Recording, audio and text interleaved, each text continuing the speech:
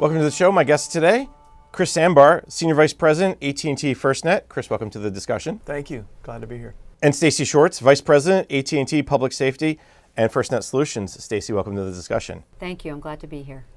I want to begin the discussion today around FirstNet and the specific mission. I think a lot of people have heard of FirstNet. It's been around really since 2012 as when Congress established the program. The contract was awarded in March 2017. And I think we, in the federal community, but even the broader than just the federal community, I think a lot of people have heard the term FirstNet. But what is FirstNet? What does it really mean? What does it really do beyond the idea of a public safety communication? So, Stacy, maybe kick off with the mission of FirstNet. You mentioned 2012 as a start date, but it was really born out of what we experienced in 9/11. And the notion that when we had such a massive disaster and casualty, that we needed to have our first responders communicate with one another. So everyone from a federal law enforcement agent down to local police and fire needed a means to communicate with one another. And so the mission really emanated from that and was the ability to have a common platform for our first responders to communicate and thereby operate in a disaster or even operate ahead of an event to make sure that we're safe and secure. So that's the mission, is really to enable or empower our first responders, emergency responders, to do their job and keep us all safe. Chris, jump in here a little bit about the current status of FirstNet.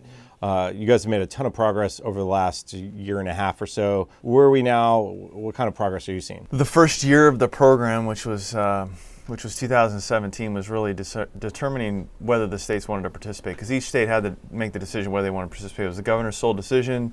You want to be part of this, or do you want to go and do your own thing? But as we went out and showed them what we were doing, they said, well, so you're going to build this, the federal government's going to oversee it, and you're basically building exactly what public safety across the nation and federal all said they wanted. And by the end of it, they all opted in. So that was 2017.